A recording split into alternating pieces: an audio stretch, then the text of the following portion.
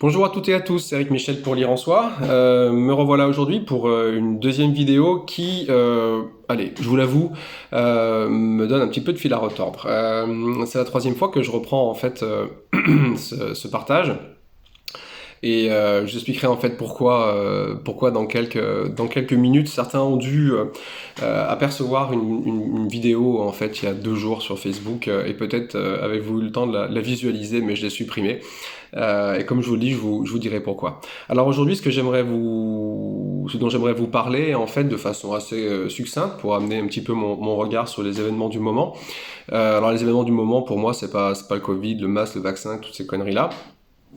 Ça, peut-être un jour, je vous ferai un petit témoignage là-dessus, mais je crois que vous avez suffisamment de littérature pour arriver à vous faire votre opinion. Non, les choses dont j'aimerais vous parler, en fait, c'est tout d'abord le solstice d'hiver qui vient de se dérouler, avec toute la symbolique que ça comporte. Je vais également vous parler, en fait, de la fameuse étoile de Bethléem, hein, c'est-à-dire la configuration Jupiter-Saturne, hein, qui donne dans leur alignement, c'est un événement en fait qui arrive tous les 20 ans à peu près, mais là ça fait 800 ans en fait qu'elles n'ont pas été aussi proches, donc le phénomène qu'on observe dans le ciel actuellement est proche d'un phénomène qui a à peu près tous les 800 ans, donc en gros si vous êtes malin, vous verrez qu'il y a à peu près 2000 ans, un petit peu plus. On était dans la même configuration et tout ce que ça peut signifier. On en parlera dans quelques minutes. Également, j'aimerais prendre un moment pour vous parler aussi de l'ère du Verseau et on a pas mal de parutions qui tournent en ce moment sur les réseaux sociaux.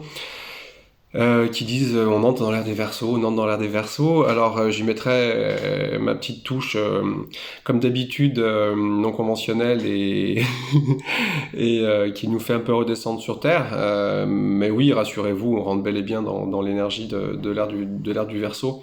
Mais par contre, on est loin d'y être, hein. Physiquement, c'est pour dans à peu près 120 ans. Je vais y revenir dans quelques minutes. Puis enfin, je vous parlerai en fait aussi quelques instants des leçons de ce qui se passe en ce moment, des leçons du Covid, dans la mesure où j'arriverai à rester à peu près aligné pour vous en parler.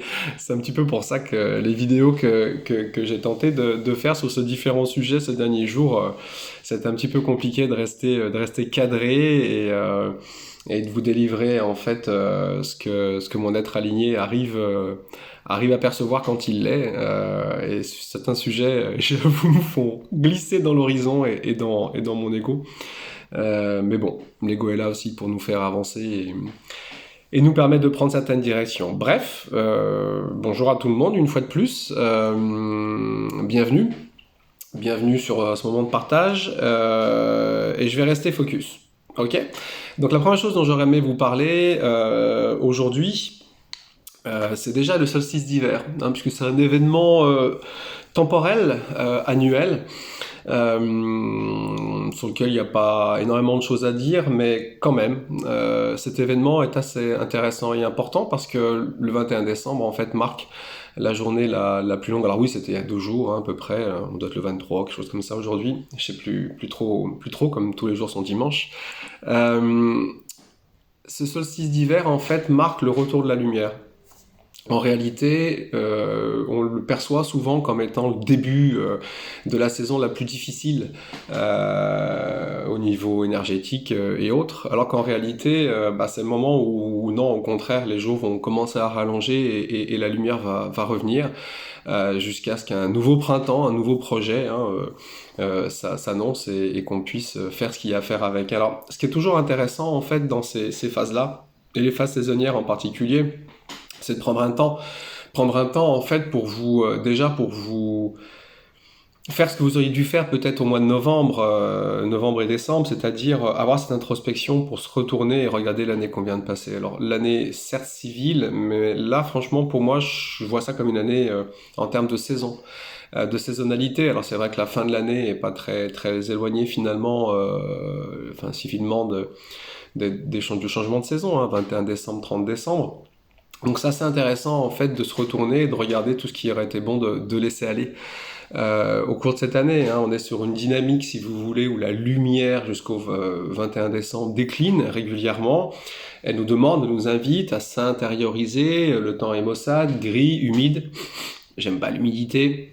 Euh, Ça nous invite effectivement à rester à l'intérieur. L'hiver, ou en tout cas, on vient de rentrer en fait dans ce qu'on appelle l'hiver, mais pour ma part, au niveau énergétique, je vois plutôt l'hiver comme étant passé, hein. Là, tout doucement, bien sûr, il va s'étaler encore pendant plusieurs semaines, et puis tout doucement, on va voir cette sortie progressive de l'hiver arriver, mais l'hiver pour moi est derrière nous.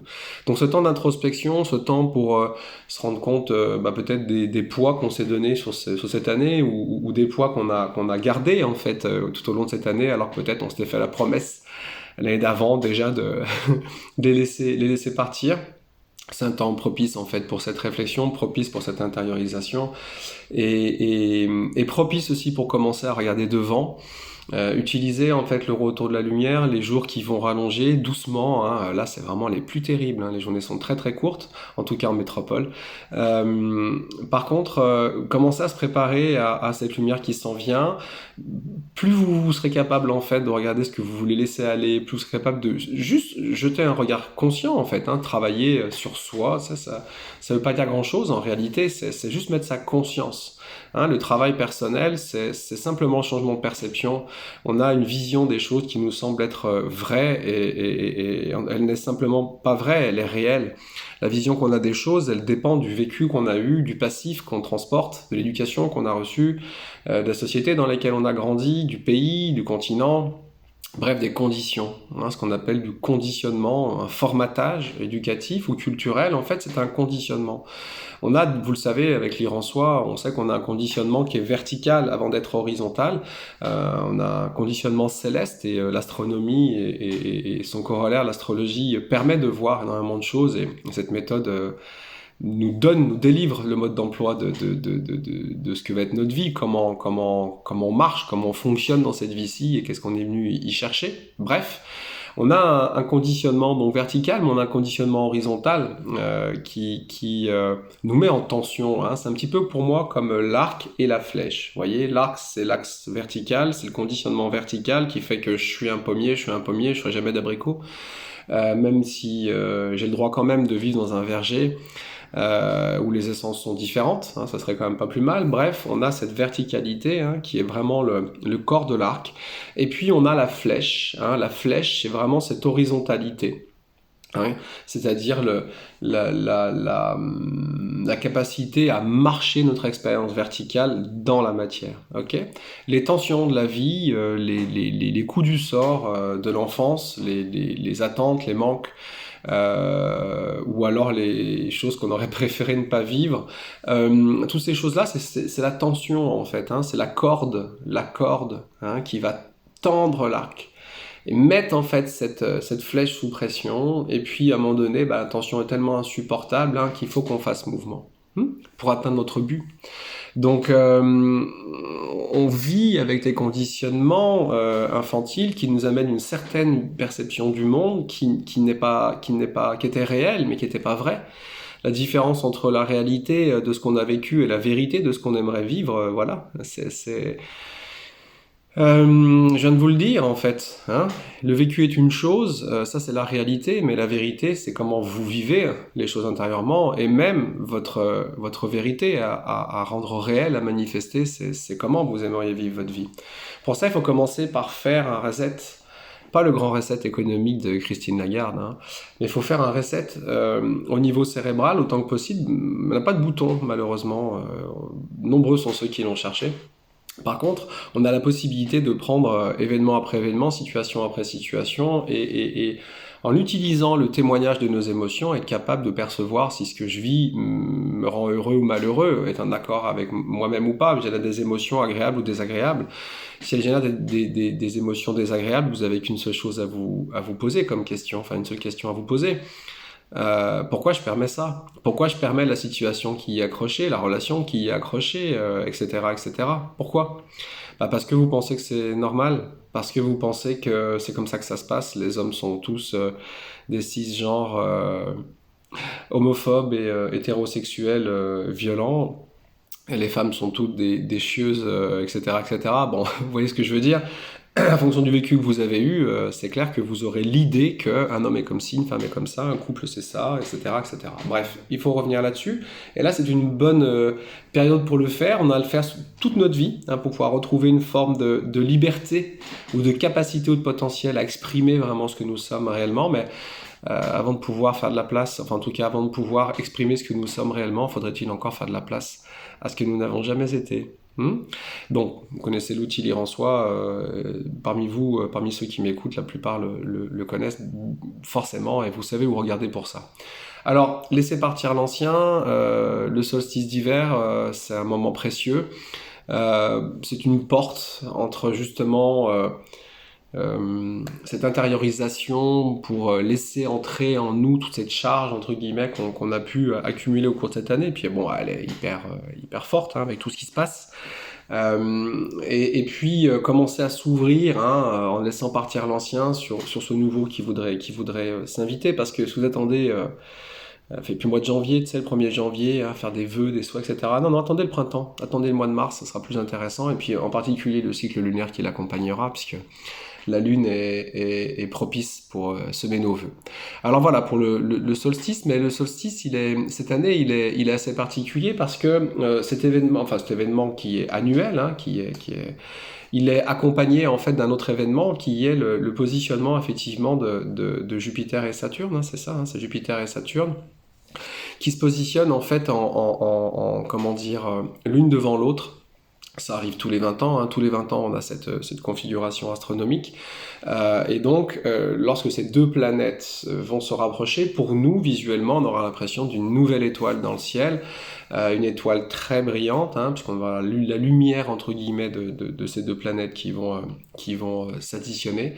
Et puis là, tous les 800 ans, et c'est maintenant, c'est cette année, on a aussi une proximité entre ces deux planètes, hein, qui est plus importante, liée à la mécanique céleste. Donc là, là ça donne une étoile de plus dans le ciel, puis elle est belle à regarder, il y a plein de photos qui circulent. Je vous invite à lever le nez, regardez là où vous habitez, dans quelle direction, regardez pour la voir. On l'associe à l'étoile de Bethléem, Star of Bethlehem. On l'associe à l'étoile de Bethléem, ça c'est intéressant, l'étoile de Bethléem, le retour de l'étoile de Bethléem. Il y a beaucoup de choses qui sont dites à ce sujet, vous avez certainement pu déjà creuser ça sur Internet. C'est une configuration qui n'est remarquable que par sa répétition. Vous voyez, je peux pas vous dire ça y est, l'étoile de Bethléem est là, waouh, le nouveau Messie va arriver ou un truc dans ce genre. Par contre, la configuration en fait de l'étoile de Bethléem est intéressante. Elle marque aussi un autre événement astronomique important qui est l'entrée dans l'ère des Verseaux. Mais je vais vous en parler. Je vais d'abord finir un peu sur cette étoile de Bethléem. En fait, on est dans une configuration qui se rapproche de la configuration qu'il y avait il y a un peu plus de 2000 ans, enfin, configuration dans laquelle effectivement on a eu l'émergence d'un grand mouvement spirituel, entre guillemets, sur la planète avec l'avènement de la chrétienté. J'en parlerai tout à l'heure, et puis ensuite sa matérialisation malheureuse dans le catholicisme, mais ça c'est autre chose. Donc on a une configuration énergétique qui est extrêmement intéressante et qui exprime effectivement un changement d'époque, un changement d'air extrêmement important pour le collectif humain. Hein, je vais en parler dans quelques minutes avec le passage de l'ère des Verseaux à l'ère des Poissons. Oui, parce que cette configuration astronomique nous annonce, hein, par la mécanique céleste, que nous sommes en train gentiment en fait de glisser de l'ère des Poissons à l'ère des Verseaux. Alors, comme je le disais en préambule, non, on n'est pas encore dans l'ère des Verseaux. L'ère des Poissons, par contre, on est encore dedans, et on est encore dedans pour à peu près 100 ou 120 ans. Une ère, il faut savoir, une ère dure 2167 ans à peu près. Si on sans faire de mécanique trop poussée, trop développée, peut-être que je mettrai cette vidéo en deux parties d'ailleurs, hein, pour éviter d'avoir à la retoucher, sinon c'est trop lourd. Bref, en fait, si vous voulez, on est dans l'ère des Poissons depuis un peu plus de 2000 ans, et les ères que l'on détermine au niveau de la conscience collective correspondent à des grandes phases, des grandes phases pendant lesquelles on est invité à développer, conscientiser entre guillemets ou intégrer des valeurs clés. Hein, il y a 12 valeurs clés dans l'univers.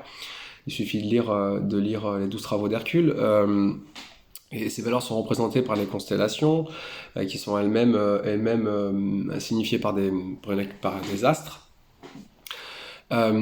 En fait, cette ère des poissons est une ère où il nous est demandé de développer notre conscience, notre profondeur, notre vérité, notre capacité à avoir du discernement, à être dans la bravoure, à aller voir au-delà des illusions, à assumer sa propre vision des choses, sa différence. Tout ça dans une grande tolérance et une grande bravoure, hein, je le dis, je le répète, puisque marcher dans l'inconnu et l'invisible, pour l'homme et le cerveau reptilien qu'est le nôtre, c'est très très compliqué. En fait, ces ères s'enchaînent dans un mouvement qui en apparence nous fait reculer dans le zodiaque, c'est-à-dire tous les 2160 ans à peu près, on sort en fait d'une constellation gentiment pour entrer dans une autre. En réalité, il faudrait peut-être que je vous explique très très rapidement la mécanique céleste. En gros, la Terre tourne autour d'elle-même, et comme une toupie, elle tourne autour d'elle-même, et elle décrit un axe, un cercle, avec son axe, un peu fatigué. Donc en fait, la Terre tourne vraiment autour d'elle-même, comme une toupie, comme si son axe était bloqué en fait, dans l'univers, et donc l'axe de rotation de la Terre décrit en fait un mouvement, hein, ça dessine un cercle dans l'espace, vous le voyez, et ce mouvement, on appelle ça la précession des équinoxes. En gros, la Terre tourne sur elle-même, certes, mais autour d'un axe qui est finalement, comment on pourrait dire ça, instable, en quelque sorte. Alors, ça c'est une première chose, et on sait que la position donc de l'observateur, parce qu'il y a un décalage autour de cet axe à peu près d'1 degré tous les 72 ans, eh bien ce décalage au niveau de l'axe, c'est un mouvement qui est très très lent, hein, puisque un tour complet au niveau de l'axe se fait en 26 000 ans, ce qui fait à peu près 1 degré tous les 72 ans de décalage, et bien vous comprenez bien que ça va modifier la position de l'observateur. Donc ce qu'on va voir en fait sur un point géocentrique qu'est la Terre en regardant l'espace 72 ans plus tard, après une photographie prise par exemple de l'espace, va nous décaler d'1 degré. Donc ce mouvement-là, c'est ce qui explique la différence entre l'astrologie moderne, dite tropicale, et l'astrologie sidérale, ou hindoue, ou chinoise, parce que l'astrologie moderne tient compte des calculs faits il y a 1700 ans par les Grecs, qui sont forcément faux aujourd'hui, puisque ces calculs au niveau astronomique n'ont pas été, si vous voulez, recalés avec la précession des équinoxes. Aujourd'hui, il faut savoir qu'il y a un peu plus de 24 degrés en fait de décalage entre la position réelle des astres au niveau astronomique et ce que l'astrologie nous dit. Hein. Par exemple, le 21 mars, on dit que le Soleil est au 0 des Béliers, hein, il rentre dans la constellation des Béliers, et en fait pas du tout au niveau astronomique le 21 mars. Le Soleil, il est au 6e degré des Poissons. Bon, ça c'est un détail et c'est pas tellement le sujet. Par contre, il faut comprendre que ce mouvement-là, en fait, hein, c'est lui qui va nous faire bouger, hein, qui va nous bouger la position de l'observateur et qui va entraîner des décalages, raison pour laquelle, dans les grands cycles majeurs que sont les cycles, les ères, en fait, on appelle ça des ères pour l'humanité, dans ces grandes ères qui sont des grands cycles, effectivement, il y a un mouvement et on passe d'une ère à une autre. Alors, comment est-ce qu'on sait dans quelle ère on est? Ça, c'est assez intéressant. Comment est-ce qu'on le sait? Parce que simplement, à un moment donné, on va être capable de projeter. En fait, on va projeter, si vous voulez, deux plans en fait dans l'espace. Je vous explique. On va tout d'abord projeter ce qu'on appelle le plan de l'écliptique. Alors, qu'est-ce que c'est que l'écliptique? L'écliptique, c'est la course apparente du Soleil autour de la Terre. D'accord? En fait, on sait que c'est la Terre qui tourne autour du Soleil, mais ça change rien. Ça donne un plan. Un plan d'écliptique, c'est la course apparente du Soleil autour de la Terre. Il y a un plan. Il faut être comme ça, comme ça, comme ça, bref. Le plan de l'écliptique, qui est relativement horizontal. Et puis, on va projeter en fait ce plan de l'écliptique dans l'espace. En tout cas, c'est le plan de l'écliptique, on va dire, on ne projette même pas dans l'espace finalement. Si c'est le Soleil qui tourne autour de la Terre, vous avez l'impression que ce plan il est autour de vous.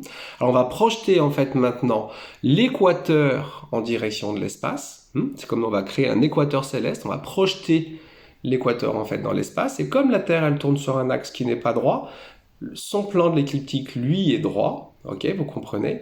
Mais par contre, la projection de l'équateur va donner en fait une deuxième projection qui n'est pas au même endroit que le plan. Le plan, il est plat en quelque sorte, mais comme la Terre est comme ça sur son axe, l'équateur hein, qui est horizontale oui, excusez-moi, pas horizontale, mais qui est perpendiculaire à l'axe de la Terre. On va le projeter, et là vous allez avoir le plan de l'écliptique et l'équateur qui vont donc se couper virtuellement dans l'univers. Donc cette projection-là va engendrer donc deux points de croisement qu'on appelle le pôle nord céleste et le pôle sud céleste. Le pôle nord céleste correspond à ce qu'on appelle le point vernal. Et ce point vernal, c'est le point qu'on observe pour déterminer dans quelle ère l'humanité est. En gros, si vous voulez, c'est ok, le soleil tourne autour de nous. Non, nous tournons autour du soleil. Ok, nous tournons autour de notre lumière. Et on cherche, en quelque sorte, à partir de notre axe, un point d'équilibre en se projetant dans l'univers. On se projette depuis le point géocentrique, depuis la Terre, dans l'univers. On sait qu'on tourne autour de notre lumière, là on la cherche. Et on cherche notre point d'équilibre, parce qu'on sait d'ailleurs que notre lumière, on l'atteint quand on arrive à faire l'équilibre entre le masculin et le féminin en nous, entre le bien et le mal, entre le vrai, le faux, et en comprenant que tout est polarisé sur cette terre, tout est double, tout vibre et tout remue, et qu'il n'y a pas de vérité, en quelque sorte. Il n'y a qu'un mouvement, en quelque sorte, permanent entre toi, moi, nous, et c'est le nous, en fait, qui permet à chaque mouvement de se développer, de se réaliser dans la plus grande harmonie. Bref, la projection, en fait, de ce point d'équilibre terrestre, l'équateur, c'est nous, on voit la Terre comme si elle était droite, avec l'équateur au milieu, c'est un peu comme une espèce de point d'équilibre. Il est comme ça, en fait, dans l'univers. On projette ce point d'équilibre, et on va voir à quel moment on coupe la trajectoire du Soleil. Donc, symboliquement, depuis la Terre, à quel moment je rejoins, en fait, le Soleil. Et ça crée donc, effectivement, comme je vous le disais, je le répète, le point vernal qui va être au nord, au pôle nord céleste, créé par cette projection. Alors ça, c'est des projections qui sont utilisées en astronomie, c'est pas simplement en astrologie, elles servent à créer finalement des référents pour placer en quelque sorte les planètes dans l'espace les unes par rapport aux autres. Maintenant, en astrologie, bien sûr, ce point vernal est intéressant. Alors, le point vernal, en gros, on va l'observer de n'importe quel point de la Terre. Il suffit de le chercher, entre guillemets, dans l'espace. Et depuis plus de 2000 ans, ce point vernal se situe donc devant la constellation des Poissons.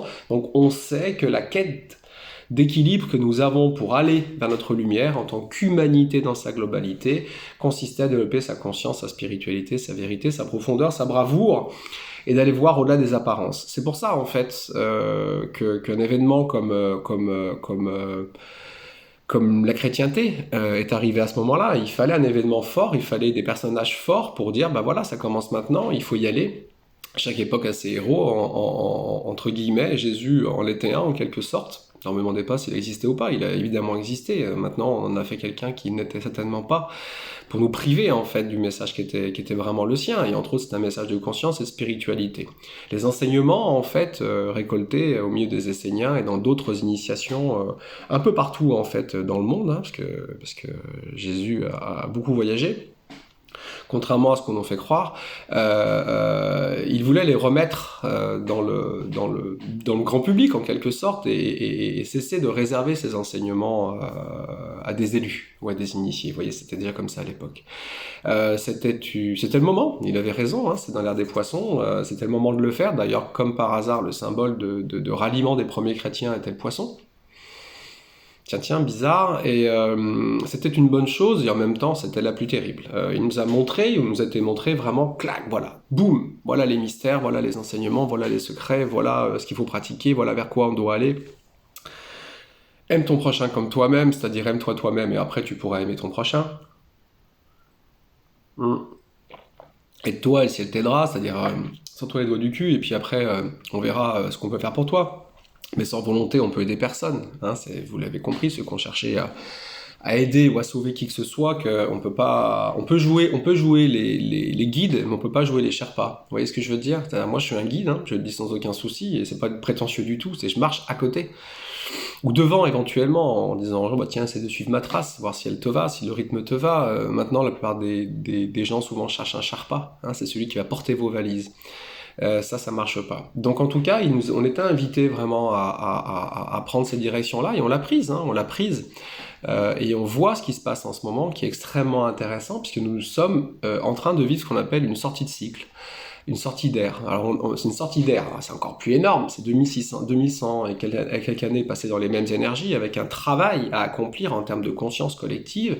Et puis, bah, vous savez ce qui se passe, hein. On vous dit, bah voilà, t'as un mois pour faire le chantier, là. Bah, ouais, un mois, cool. On procrastine tous quand on peut. Et puis, à un moment donné, on est dans le fait accompli. Là, bah, ça tourne le chrono, il faut rendre le chantier et il te reste plus de 3 jours. Il faut faire en 3 jours le chantier que tu aurais dû faire en un mois. Voilà ce qui se passe. Remettre au lendemain, hein, comme on dit, faire de son mieux le plus vite possible. Mettre son mieux, c'est déjà pas mal. Le plus vite possible, c'est encore mieux.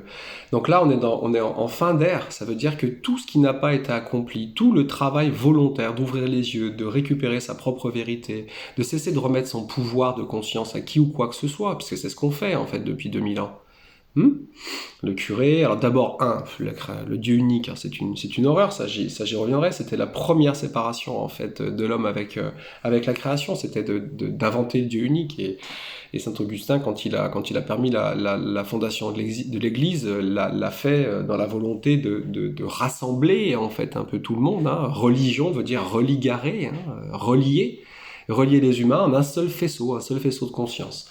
Alors c'est assez intéressant parce que faisceau, c'est aussi, ça donne le mot facilli en latin qui signifie fasciste aussi, hein. Enfin bon, bref. Donc la religion, par définition, est fasciste, c'est-à-dire qu'elle cherche à mettre tout le monde dans la même direction, elle est fascisante. Donc la religion nous prive de spiritualité, alors que l'invitation en fait de ces 2000 ans est vraiment de développer sa propre spiritualité. On est venu pour apprendre et s'amuser éventuellement. Si on refuse d'apprendre, la vie donne des leçons, et là on trouve ça beaucoup moins drôle. Mais on est vraiment là, si vous voulez, pour intégrer en fait certaines valeurs et les incarner. Vie après vie pour ceux qui croient à la réincarnation, ou simplement en perfectionnant les lignées pour ceux qui n'y croient pas, mais qui croient je sais pas, à la psychogénéalogie par exemple, hein. C'est comme si chaque génération est venue pour perfectionner ce qu'a fait la précédente, peu importe quel que soit le point de vue que vous ayez. On est tous dans le même bateau et on a tous la même chose à faire globalement au niveau planétaire. C'est différent ensuite dans ces grandes aires qui sont des très gros cycles majeurs. Chaque individu a bien évidemment ses propres cycles, hein. On peut voir au cours d'une vie d'une personne plusieurs grandes périodes qu'on peut découper en plein d'influences et comprendre ce qu'elle traverse, comment elle le traverse, comment elle devrait le traverser et bien fonder de tout ça. On a aussi des cycles beaucoup plus courts comme les cycles lunaires sur lesquels je communique tous les mois qui correspondent à des choses à mettre en œuvre de façon plus instantanée, hein, sur des périodes plus courtes, 29 jours pour la Lune. Donc on sort de l'ère des poissons, il reste, alors on sort, tout est relatif, il reste plus de 100 ans avant qu'on sorte de l'ère des poissons sur un plan physique, mais l'observation de ce fameux point vernal nous permet de constater qu'à l'horizon, non loin de la constellation des poissons devant lequel le point vernal est encore, se tient en fait l'ère des Verseaux. Déjà, elle arrive. Alors comme il n'y a pas de garde-chiourme dans l'espace, on peut pas dire oui, si s'arrêtent les poissons et commence les Verseaux. Non, c'est pas comme ça que ça marche. Donc du moment où vous arrivez dans les derniers degrés du poisson, et là on est dans les derniers degrés du poisson, au niveau de cette grande ère, hein, ce point vernal qui se déplace très très doucement, 1 degré tous les 72 ans. Waouh! Imaginez, c'est pour ça que 30 degrés x 72, on a à peu près la durée qu'on évoquait tout à l'heure. Là, bah, on est sur les derniers degrés. Donc là, 100 ans pour nous, waouh, terrible. Mais là, c'est une évolution spirituelle collective. C'est pas une question de génération. Donc toutes les générations qui vont arriver sur les 100 ans qui viennent, il va falloir qu'ils mettent les bouchées doubles pour débroussailler, en gros, ce qui n'a pas été débroussaillé par les générations précédentes. Mais ça, on le sait, hein, on paye le prix des erreurs de nos anciens. Mais par contre, on est riche aussi de leur force. C'est comme ça, chacun met sa pierre à l'édifice.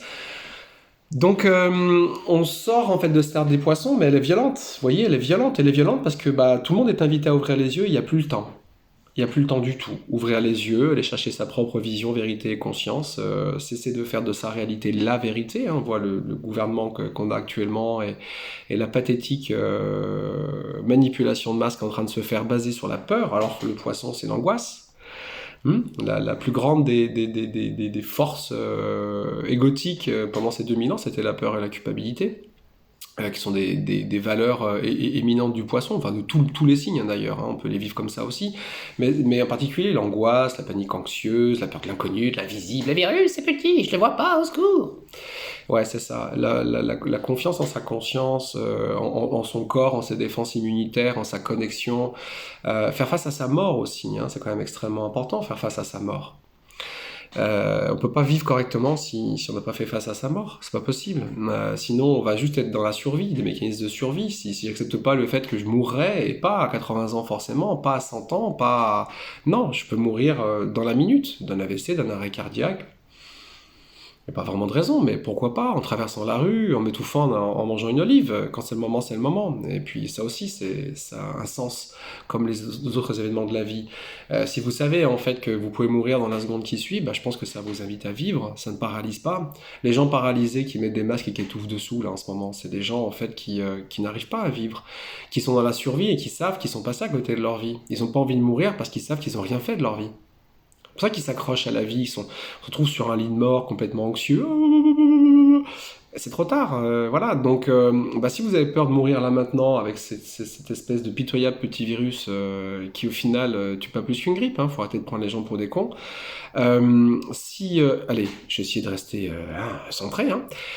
Si vous avez peur de ça, bah, il va être grand temps en fait de regarder ça en face parce que c'est un des poissons qui se termine. Ça va pas aller en diminuant au niveau des stress sur ce genre de choses. Voilà, donc l'immatériel va s'inviter très profondément dans vos vies. Un virus est immatériel et il y aura bien d'autres choses immatérielles qui vont s'inviter. Prenez conscience de ce qu'on est vraiment en train d'essayer de faire parce que la sortie est en train de s'opérer, ce qui veut dire que les Verseaux sont déjà en train d'arriver et là, c'est toute une aubaine. Hein, puisque qu'est-ce que nous disent les Verseaux? Partage des connaissances, partage des compétences, valorisation, écoute mutuelle, entendement, etc., etc., etc. La volonté de progresser ensemble, c'est vraiment, vous savez, ça c'est intéressant parce que, vous voyez, les poissons, le symbole des poissons, ils nagent en banc. Il faut une seule conscience, c'est une seule conscience qui alimente le banc. Vous voyez un peu l'idée des poissons, c'était, ok, on est un banc, l'humanité c'est un grand banc, hein. Comme je dis souvent, c'est un seul corps avec 7 milliards et demi de cellules. Chaque individu sur Terre est une cellule d'un seul corps qu'on appelle l'humanité. On a autant de cellules dans notre corps. Et puis je pense pas qu'on puisse être tellement plus nombreux contrairement à ce qu'on nous a fait croire. Donc en tout cas, l'invitation c'est, ok, tu es un individu, tu es un poisson, mais tu navigues dans des eaux où finalement tu as aussi la conscience du groupe et c'est une seule conscience de groupe qui fait en fait que le vent peut se déplacer harmonieusement. Développer sa conscience spirituelle, en fait, c'est pas une conscience spirituelle, c'est une conscience alignée qui fait que j'assume le poisson que je suis, j'assume ma forme, j'assume tout ce qui va avec et ça me permet en fait d'opérer ce que j'ai opéré dans le groupe et donc de participer au mouvement du banc, au mouvement harmonieux du banc quand on voit des poissons nager comme ça ou des oiseaux, on trouve ça magique, non? Hein, au lieu de s'en inspirer, on fait waouh, C'était l'invitation des poissons. Les Verseaux, on passe à autre chose. Et cette énergie, vous voyez, le symbole du Verseau, c'est Ganymède, hein, c'est un personnage mythique qui verse en fait, hein, qui a une cruche sur l'épaule et qui verse en fait l'eau de la cruche, verse eau, verser l'eau, hein, qui verse la cruche sur la planète Terre. Et là, c'est l'avènement de la connaissance pour tous. Il n'y a rien à faire, ça va tomber tout seul. Non, les poissons, ils sont là, ils vous nourrissent, ils vous disent, tu sais faire ça. Vous avez vu comment on les a vécus? Il faudra toute une autre volonté en fait dans l'ère des Verseaux, et puis on pourra pas aller dans l'ère des Verseaux avec la volonté des poissons et leur déséquilibre, c'est impossible. C'est fini ces énergies-là, c'est terminé. Si vous ne faites pas de point sur vos peurs ou vos angoisses profondes, c'est fini. Enfin, je finis. Ça va être très très difficile, vous comprenez, si vous mettez pas votre conscience à la place de ça. Parce que les Verseaux, ils s'en viennent. Maintenant, il est temps de parler. Regardez ce qui se passe sur les réseaux. Les médecins qui disent « scandaleux, blablabla. Bla, bla. » C'est bien, enfin, ils se rappellent qu'ils sont là pour guérir les gens et les soigner et pas les empoisonner. Ça fait quand même très très longtemps que la sonnette d'alarme est tirée par le naturopathe que j'ai été et tous les gens des médecines naturelles. Voilà, donc là, il va y avoir aussi un réveil de conscience. Et enfin, oui, un sursaut de conscience énorme de la part de la profession médicale. C'est génial par rapport au laboratoire et aux marchands. Bah oui, parce qu'il y a aussi une chose que je voudrais vous dire assez rapidement. C'est que pendant l'ère des poissons, pourquoi elle s'est passée comme ça, cette ère des poissons? Parce qu'on a remis notre pouvoir. Du moment où on vous dit, voilà, développe ta conscience, sois toi-même, avance dans cette direction-là, fais face à l'inconnu, à l'invisible, parce que tu pourras te découvrir si tu restes dans la routine, tu vas t'y enfermer et tu n'existeras jamais vraiment, puisque tu ne feras que répéter ce que tu as appris. Fais face à cet invisible. Et puis ce message-là a été transformé en religion et en église. Pourquoi? Bah parce que celui qui a gagné, c'est pas celui qu'on croit. Beaucoup pensent que Jésus a gagné. Bah non, Jésus il a perdu. Hein. Vous savez, quand il a chassé les marchands du temple, bah, qu'est-ce qu'ils ont fait les marchands? Ils ont été voir les Romains en disant, bah vous êtes gentils là, avec votre barbu là, et ces idées saugrenues là, aimez-vous les uns les autres, détachez-vous des biens matériels et ouvrez-vous aux biens spirituels, etc., etc. Bah, on peut pas vous payer l'impôt, nous, si nous casse le business, on peut plus rien vendre dans le temple. Hein, les idoles, les statuettes, etc. Tout ce business qui était fait autour, bah, Jésus n'était pas OK pour ça. Donc, résultat, bah, on peut plus payer les impôts. Les Romains ont dit, bon, bah, OK, on va l'arrêter. Qu'est-ce qu'il veut qu'on en fasse? Bah, crucifiez-le, ça lui apprendra. Ouais, crucifiez-le, c'était un beau symbole. Ah ouais, ouais, ah ouais, ah ouais. Toi, tu dis en fait que vertical, horizontal, on est réalisé. Bah vas-y, bah, on va te placer dans le vertical et l'horizontal, on verra si t'es réalisé. Bon, après, tout le blabla qui en a été fait, ça c'est autre chose. Mais ce que je veux dire par là, c'est que ce sont les marchands qui ont gagné. Ça veut dire que depuis 2000 ans, notre planète est dirigée par les marchands. Donc là, fin de cycle, pas d'autre solution que de se réveiller d'accepter de reprendre notre conscience et notre vision et notre responsabilité par rapport à tout ça, et donc de pouvoir avancer différemment et maintenant vraiment entrer dans une ère où on pourra s'instruire mutuellement, s'enrichir mutuellement, se valoriser, s'entendre, se comprendre, communiquer. Mais pour ça, il faudra avoir lâché la peur. Voilà, si vous lâchez pas la peur avant, ce ne sera pas possible de passer dans ces énergies-là. Vous avez un siècle devant vous. Bonne nouvelle, non? Sauf qu'au niveau énergétique, on est déjà dedans. Ah, c'est moins intéressant, mais regardez, hein, au niveau des réseaux, on le voit, l'envie de partager ses connaissances, l'envie, à quel point, moi le premier d'ailleurs, hein, beaucoup de gens sont atterrés en fait, et même en colère quand ce qu'ils ont à partager comme vérité, hein, les poissons ont demandé à des gens de creuser, certains ont creusé, ils ont été chercher une autre perception des choses, plus vraie, et pas seulement basée sur la réalité qu'on veut vous montrer à travers les médias, et BFM TV en tête. Cette vérité-là fait que j'ai envie de la partager. Hein. Les versos arrivent forcément derrière, c'est logique. Et quand on peut pas, là, ça vous ramène en fait au poisson, c'est-à-dire je ne peux pas poser ma vision des choses, et ça déclenche le côté bourreau, hein, c'est-à-dire j'ai une colère intense à ne pas pouvoir partager cette vérité. Beaucoup de gens peuvent vivre ça, beaucoup de gens le vivent parmi vous, je le sais. Alors, bon solstice, positionnez-vous devant l'étoile de Bethléem, comprenez qu'on retouche un moment très important, on rentre, on est dans un virage énorme. Moi, je suis hyper content en fait de m'être incarné pour participer pendant ces 30 ans où je me suis voué à la conscience et à la santé naturelle, etc. Je suis content d'avoir participé à ça, c'était rugueux, et là je suis très content d'assister à ce virage. Je vous dirais bien bonne fin d'ère des poissons et bon début d'ère des Verseaux, mais bon, bah, on est déjà rentré dedans, donc je peux le dire quand même. Et puis j'en finirai quelques minutes simplement en vous disant, bah ouais, l'exercice des poissons, c'est d'ouvrir les yeux et de changer sa perception des choses. D'ailleurs, c'est la seule chose qu'on a à faire dans les enseignements universels, c'est dit. Notre seule fonction est de changer notre perception. Eh bien, quand on regarde cette crise, on voit à quel point c'est clair, à quel point il nous est montré la direction à l'avenir. Le consumérisme, vous voyez bien, l'univers nous prive. Parce qu'il ne faut pas croire, l'univers, ah mais c'est Macron, c'est pas l'univers. Mais Macron fait partie de la création. Hein. Macron, c'est la création qu'il a mis sur Terre aussi. Alors j'utilise pas le mot Dieu parce que j'y crois pas. Je crois en la création, je crois en l'énergie source, je crois en l'amour. Dieu c'est autre chose, on verra plus tard. Donc en tout cas, la création est partout. Il n'y a pas de place pour le hasard dans l'univers, donc tout est à sa place. Macron est à la sienne et tous les événements qui se passent sont à la leur. Donc en fait, plus de consumérisme. Restez chez vous avec vos femmes et vos enfants. Posez-vous des questions sur la façon dont vous aimez, dont vous êtes aimé, parce que c'est fondamental. Rendez-vous compte que finalement, quand on travaille moins, on passe plus de temps à sa vie affective et on apaise beaucoup de choses intérieurement.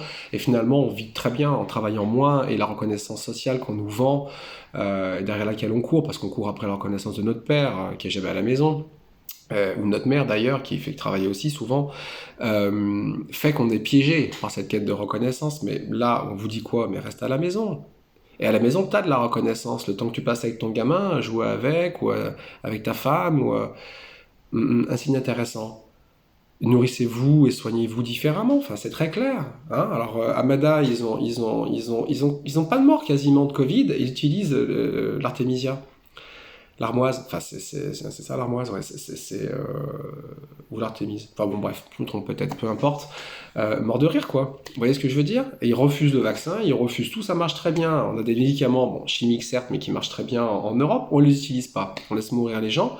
Donc on vous dit aussi, cessez d'avoir confiance, une confiance aveugle, et de remettre votre vérité et votre vision des choses entre les mains de personnes qui vont forcément en faire ce que vous leur demandez, l'utiliser à à leur propre fin. On a vraiment des choses intéressantes à voir à travers cette maladie. Vivre entassés les uns sur les autres, vous voyez ce que ça donne, des pandémies. Alors, si on recolonisait un petit peu le territoire et en s'écartant un peu plus les uns des autres pour avoir un vrai espace vital. Si on prenait le temps en fait de gratter un bout de terre et d'aller chercher de quoi manger plutôt que d'avaler ces merdes qu'on nous fait avaler depuis trop longtemps. Et aujourd'hui, on vous dit que les gens qui sont le plus facilement malades, ce sont les obèses ou les personnes âgées avec des maladies dégénératives, etc. Mais ce sont aussi des gens qui n'ont pas appris à faire attention à eux, non pas parce qu'ils ne veulent pas le faire, parce qu'ils ne le savent pas, parce qu'on on les a pas éduqués à ça. Alors oui, c'est à nous d'aller chercher notre propre éducation, mais faut-il encore avoir l'information? Quand vous voyez comment on a verrouillé tout doucement le droit de soigner comme on veut, le droit de prendre telle ou telle plante, le droit de ci et de ça, et puis tous les réseaux d'information. On voit bien avec la censure aujourd'hui, c'est extraordinaire tout ce qui se passe. Ouvrez les yeux, c'est magique. Et beaucoup d'enseignements en fait, autour de ce Covid. Pour ma part, la seule crainte, enfin la seule, il y en a beaucoup forcément, mais une des craintes qu'il a fallu regarder, c'est la peur de perdre ma liberté. Vous savez, quand on fait son boulot de conscience, qu'on ouvre les yeux pour se libérer de ses propres miasmes, et qu'on se retrouve prisonnier des miasmes des autres, c'est pas facile à accepter. Mais pourtant, je sais depuis très longtemps en fait que la conscience évolue. Du moi. Ah, c'est le ventre, l'enfant qui a faim. Moi, le petit. Du moi en fait de l'enfant, on va finalement vers le je de l'adulte. En passant par le moi-je de l'adolescent. Moi-je. Puis après, c'est le je, l'adulte qui se reconnaît, qui se pose, qui se montre, qui s'assume. Mais après le je, il y a quoi? Il y a le nous. Hein, parce que être soi-même, et en compris qui on est sans pouvoir le partager, ça sert pas à grand chose. Alors, je vous souhaite de passer du moi au je, mais je vous souhaite sincèrement de passer aussi du je au nous en comprenant que c'est ce qui se passe en ce moment avec le passage du poisson au verseau. Allez chercher votre vérité, sans ça vous ne pourrez pas aller voir ce qui se passe plus loin, ou alors accepter d'avaler ou de vous ouvrir à des vérités différentes pour le moins, au moins hors convention, même si ce ne sont pas encore les vôtres. Vous pouvez vous les approprier avec le temps. Passer donc de l'émergence de cette vérité en quelque sorte à la capacité à la partager. Voilà ce que proposent les Verseaux et de s'enrichir avec tout ça. C'est plutôt de bon augure. Alors passez un bon Noël. Bon ok, pour moi Noël c'est normalement une fête de famille. Malheureusement ça ne le sera pas pour moi cette année. J'espère que ça l'est pour vous quand même. Maintenant c'est aussi une fête religieuse et là-dessus, là par contre je suis pas ok. C'est un rituel qui a été détourné en fait. Il y a beaucoup de choses intéressantes à dire à propos de tout ça, mais comme c'est derrière, on s'en fiche, pas la peine de dénoncer entre guillemets des choses qui sont passées. Prenez soin de vous, à très bientôt. La pleine lune arrive, hein, le 30 décembre, je vous en reparlerai à ce moment-là, ça ferait un petit peu beaucoup sinon. Merci d'avoir suivi et à tout bientôt. Au revoir.